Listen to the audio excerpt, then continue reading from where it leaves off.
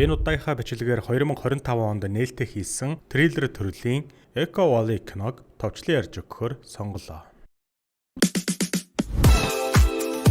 Юна BBQ-н Paradise Plaza-гийн 1-р давхурт байрлаж байна. Үйлчлүүлэгч та махаа өөрөө шарж идэх боломжтойгоос гадна олон төрлийн солонгос хоолны маш өргөн сонголттой. Мөн шөнийн 230 минут хүртэл амттай халуун хоолоор үйлчилж байгаа болохоор найз нөхөд гэр бүлтэйгээ ирээд амттай хоолыг амаа олохгүй идээрэй.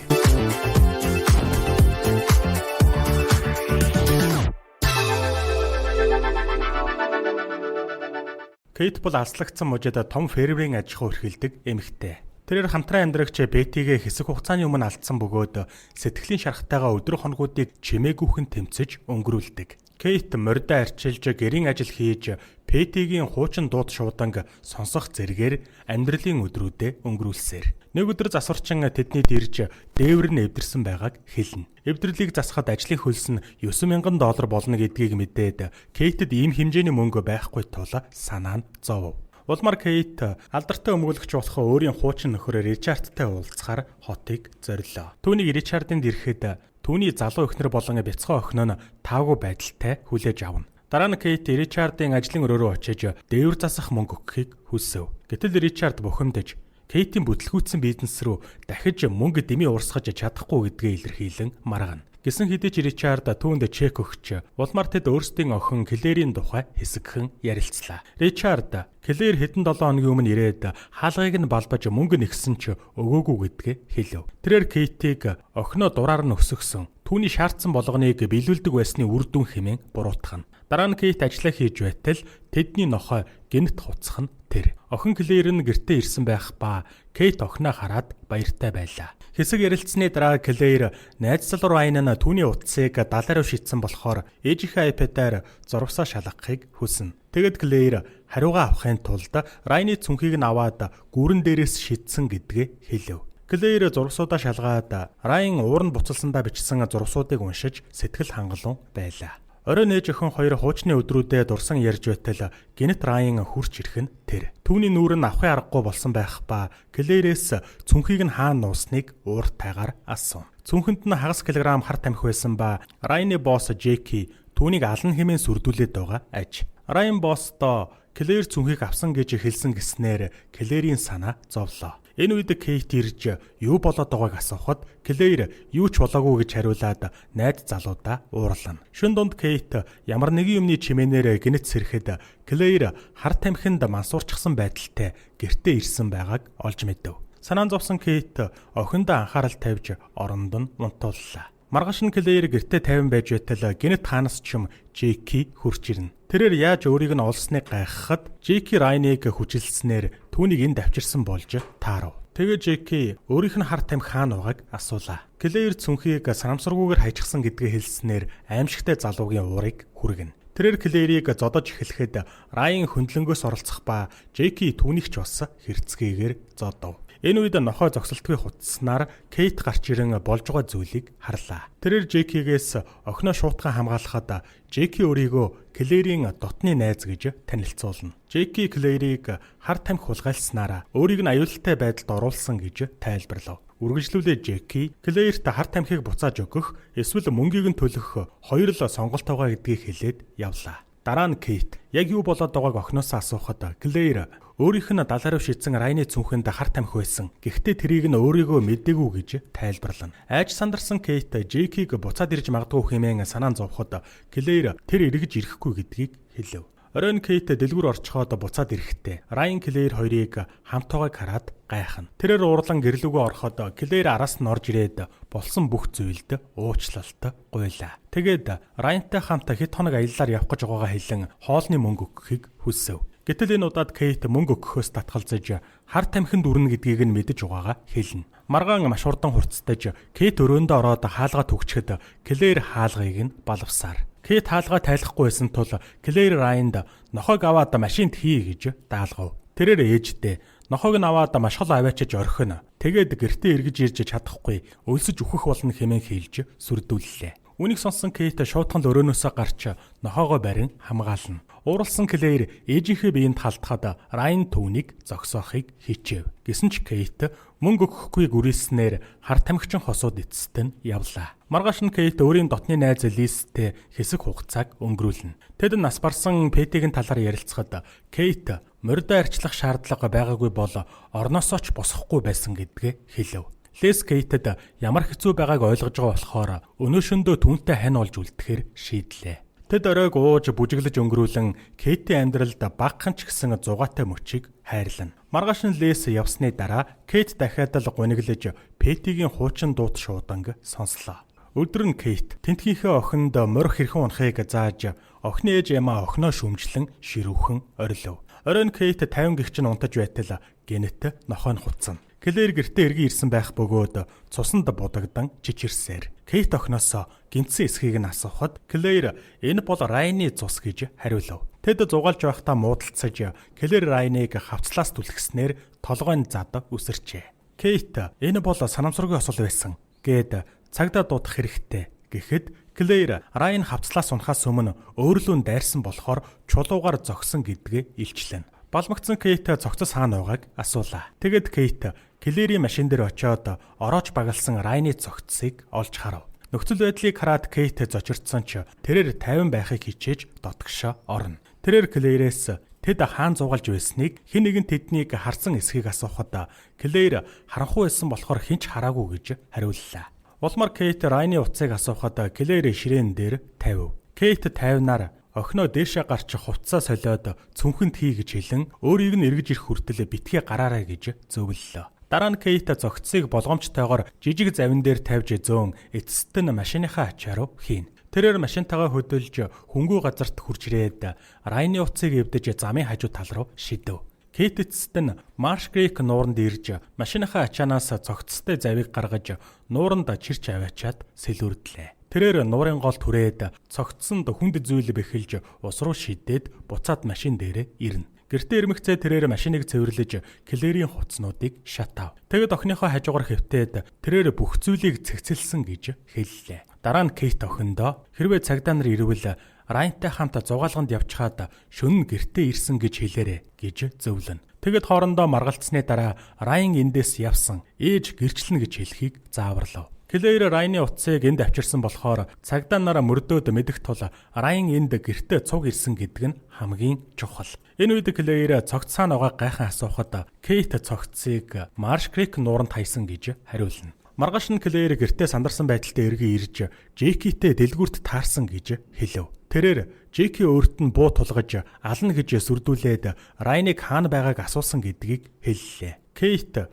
Райн түүнд хэдэн долларын өртөг асуухад Клэйр $10,000 гэж мэдэгдэнэ. Сонголт үлдээгүй Кейт Ричардаас авсан дээврийн засварт зориулж өгсөн чекийг гаргаж ирээд охиныхоо аюулгүй байдлын төлөө хэрэглэхээр шийдэв. Хэсэг хугацааны дараа Жеки ирэхэд Кейт түүнд $10,000 бэлнээр өгч асуудалгүй өнгөрлөө. Тэрээр Клэйр шиг охинтой байх нь үнэхээр аимшигтай. Дандаа л түүний тарьсан новшийг цэвэрлэх шаардлага гарна гэж хэлнэ. Харин Кейт түүнд хариулт өгөлгүй дахиж хизээч эдлэнд нь хөл тавихгүй байхыг хүсв. Гэртээ ороод Кейт охиндоо дахиж Жекитэй орооцолтож болохгүй гэдгийг анхаарууллаа. Хачирхалтай нь Кейт Жекид мөнгөгөө дудаагүй байтал Клэйр гэнэт алга болчихно. Кейт түүнтэй холбогдох гэж аргаа баран маш олон дуут шуудан үлдээдэгч хариу өгсөнгүй. Улмаар тэрээр Клэйр нэг удаа iPad-ээр нь нэвтэрч байсныг санаж утсыг минь хайж ол тохиргоог ашиглан байршлыг нь хайв.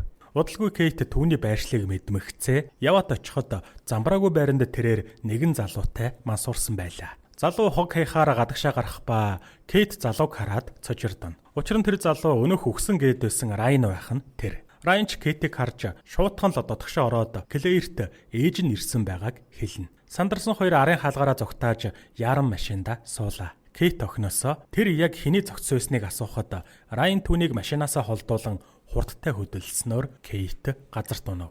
Гэртээ ирснийхээ дараа Кейт охиныхоо хаяг руу нэвтэрч түүний зурвсуудыг уншина. Ээж нь өөрийг нь хамгаалахын тулд бүхнийг хийнэ гэдэгт Клэйр итгэлтэй байсан болохоор асуудлаа дарахын тулд бүгдийг анханаас нь төлөвлөсөн гэдгийг Кейт зурваснаас олж мэдлээ.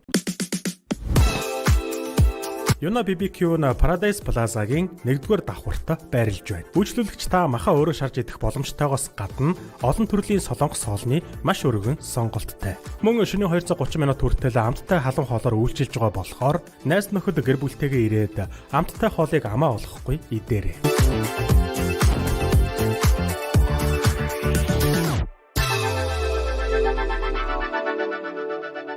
Шөнө нь Кейт хийсэн үйлдэлийнхээ төлөө харамсаж Лес рүү залгаж бүх зүйлээ ярив. Маргааш өглөө Лес ирж Кейтийг өөртөө нь хэдэн өдөр хамт байхыг ятгаад фермийг нь хариуцуулах хэдэн ажилчидтай хэдийнэ тохирсон гэдгийг хэлнэ. Оройн Кейт найзандаа байх ба Лес болон түүний хамтран амьдрагч түүний сэтгэлийг дээрдүүлэхийг хичээлээ. Оройн хоолны дараа Кейт гэрийнхээ хамгаалалтын камерыг шалгахад хаалган дээр нь Джеки зогсож байх нь тэрээр түүнээс юу хүсэж байгааг нь асуухад Джеки түүнийг гарч ирэхийг шаардна. Кейт гэртээ одоо байхгүй байна гэдгээ хэлэхэд тэрээр маргааш буцаж ирнэ гэдгээ хэллээ. Мөн түүнийг Марш Крик нууранд цогцос хайсныг нь мэдэж байгаа гэдгээ илэрхийлв. Үнийг сонсоод Кейт сандарч шуутхан л гэрлүүгээ харихаар машин руугаа явна. Маргааш нь Джеки хурж ирэх ба Кейт үхсэн залуу хэн болохыг хэлхийг шаардлаа. Райан хар тамхиныхаа мөнгийг төлөхийн тулд фентанил агуулсан мансууруулагч зарж эхэлсэн. Харамсалтай нэннээс болж өсвөр насны хүү тунгаа хэтрүүлж өгсөн гэж Джеки тайлбарлав. Айж сандарсан Клэр Райан хоёр Джекигээс тусламж гуйхад тэрээр Кейтийг хуурахыг санал болгожээ. Энэ асуудлыг зохицуулахын тулд ээжигээ амархан хөдөлгөж чадна гэдгээ мэдж байсан Клэр зөвшөөрсөн байна. Энэ бүхнийг хэлснийхээ дараа Джеки хотоос явах төлөвлөгөөтэй байгаа болохоор Кейтээс дахиад мөнгө шаардлаа. Кейт өөрт нь мөнгө байхгүй гэж хэлэхэд Джеки үгэнд нь итгэлгүй. Өсвөр насны хүүхдийн үхлийн талаар нэрээ нууцлан цагдаад мэдэгдэнэ гэж сүрдүүлв. Айсан Кейт зогтаах гэсэн ч Джеки түүнийг дарж аваад хар тамхи шахан мансууруулна. Хэсэг хугацааны дараа Джеки Кейтийг сэрээгээд тэрээр түүний утас, компьютер,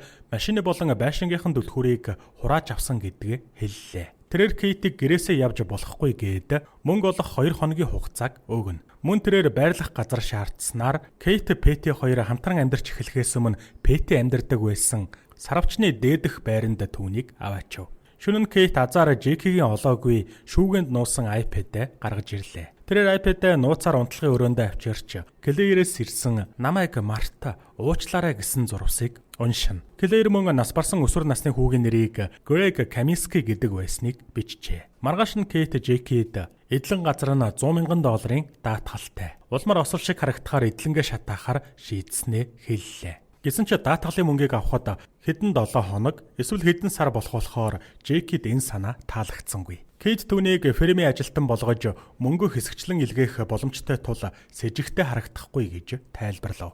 Джеки мордыг хэдээр даатгуулсныг асуухад Кейт 2 морь тус бүрийг $25,000 даатгуулсан хэмээн эргэлзэнгүй хариулна. Үүнийг сонссон Джеки хэрвээ илүү их мөнгө олох боломжтой юм бол мордуудыгч бас цугт нь шатаах санал гаргалаа.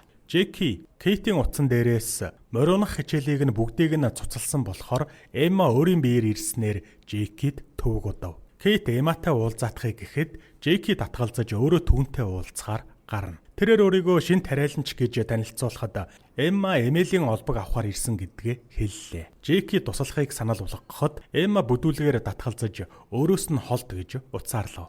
Тэгэд Джеки Кейтигийн төлөвлөгөөг зөвшөөрч байгаагаа илэрхийлэхэд Кейт бүх зүйлийг өөрөө зохицуулах ёстой. Учир нь юм буруугаар эргүүл Джеки үүнд оролцсон байж болохгүй гэж тайлбарлана. Дараа нь Кейт сарвчийг дүүрэхийн тулд ачааны машин өвс захиаллаа. Тэрээр Джекид өнөөш нь 2-3 цагийн хооронд гал тавих болно. Хинэгэн гал гарч байгааг анзаарах үед хэтэрхий оройтсон байх болно гэдгийг хэлв. Шөнө нь Кейт өрөвдөлтэйгээр шатаах морьдоо хооллож байхад Джеки ирж гал асаах зүйл чулуудна. Кейт түүнийг одоо яв гэхэд Джеки үлдэж төлөвлөгөөгөө ёсоор хийхийг нь харна гэдгээ илэрхийллээ. Сонголт үлдээгүй Кейт хүссэн хүсээгүй гал тавьсны дараа Джеки эцэст нь явв. Айсан морьд янцгааж эхлэхэд Кейт зүгээр л сонсоод уйлахаас өрзүүл хийж чадсангүй. Төлөвлөсний дагуу гал сөнөөгч нар эцэст нь ирж галыг унтраадагч хэтэрхий оройтсон байлаа. Маргааш өглөө нь мөрдөгч Кейттэй ярилцаж галыг санаатаагаар тавьсан байна гэдгийг мэдэгдэв. Тэрээр сарвчны дээд байранд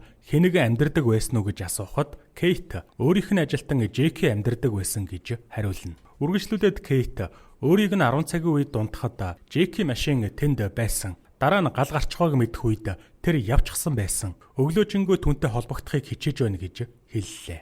гайхмаар нь мөрдөгч сарвчны дээдх баринаас шатсан цогцос олсон гэж хэлээд Кейтээс байцаалт авах ёстойгоо хэлв. Цагдаагийн газарт мөрдөгч Кейтэд тэд Жекигийн байршлыг тогтоосон гэдгийг мэдэгдэнэ. Тэрээр Кейтээс түүнтэй хэрхэн уулзсан талаар асуухад Кейт Жекид ажил хэрэгтэй охиных нь найз байсан. Тиймээс түүнийг өөртөө туслуулахаар ажилд авсан гэж хариуллаа. Гэтэл мөрдөгч Жеки огтхон ч Кейтэд ажиллаж байгаагүй. Бүр түүнийг танихгүй гэж мэдэгдсэнийг илэрхийлв. Тэгээд мөрдөгч Кейтийн үйлчлүүлэгчдээс хэнийг нь Жекитэй уулзж байсан уу гэж асуухад тэрээр Эма нэг удаа уулзж байсан гэж хариулна. Үргэлжлүүлээд мөрдөгч Кейтээс Жекитэй хамт хэнийг нь цагийг өнгөрөөж эсвэл сарвчны дээрх байр руу орж байхыг харсан уу гэж асуулаа.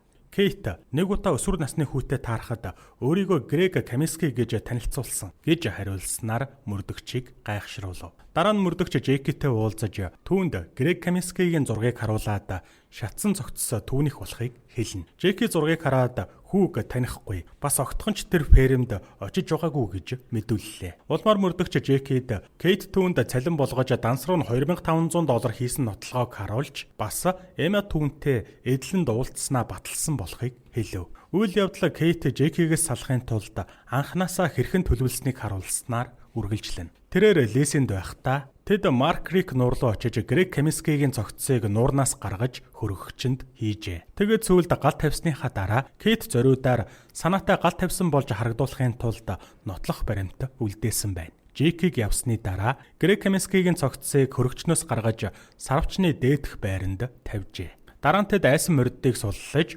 улмаар сарвч бүхэлдээ Грег Каминскигийн цогцсны хамтаар шатсан байна. Одоо цагт Жеки мөрдөгчд бүх үннийг буюу Кейт бүтлгүй охиноо хамгаалахын тулд цогцсыг гол тайсан тухай мэдэгдлээ. Гэсэн ч мөрдөгч түүний яриаг зохиомл гэж үзэн Жекигийн эдлэнгийн ойролцоох дэлгүүрээс гал тавьсан тусламжийн дохионы хэрэгслийг авч ирсэн бичлэгийг харуулв. Улмаар Жеки уурлан хашгирч эхлэхэд хэд хэдэн цагдаа нар орж ирэн түүнийг баривчлана. Үүний дараа Кейт эрх чөлөөтэй болсон бол Жекигийн хувьд хүн амны галдан шатаасан болон бусад хэрэгээр ял авлаа. Хэдэн хоногийн дараа Кейт ажилчилт хөлслөн авч сарвчаа буулгуулж цэвэрлэв. Мөн даатгалын мөнгөөч авсан болохоор дээврээ засуулна. Удалгүй түүнд ачлалгүй охин Клэрээс өөрийг нь уучлах уу гэсэн зурус ирэх ба энэ удаад Кейт хариу бичсэнгүй. Тэрээр энгийн амьдралдаа буцаж орон сарвчандаа ажиллаж үргэлжлүүлэн морь унах хичээлээ зааж Петигийн хуучин дууд шууданг сонсон. Нэг орой Кейт 50 гихчин унтаж байхад гинэт нохой нь хуцаж эхэллээ. Тэрээр сэрээд хаалган дээрээ очиход Клэр уйлчихсан зогсож байх нь тэр. Энэ удаад Кейт хүйтэн хөндөй байдалтай сэтгэл хөдлөлгүй зогсож байгаагаар кино төгсдөг. Юна BBQ-н Paradise Plaza-гийн 1-р давхурт байрлаж байна. Үйлчлүүлэгч та махаа өөрөө шарж идэх боломжтойгоос гадна олон төрлийн солонгос хоолны маш өргөн сонголттой. Мөн шөнийн 230 минут хүртэл амттай халуун хоолоор үйлчилж байгаа болохоор найз нөхөд гэр бүлтэйгээ ирээд амттай хоолыг амаа олохгүй идээрэй.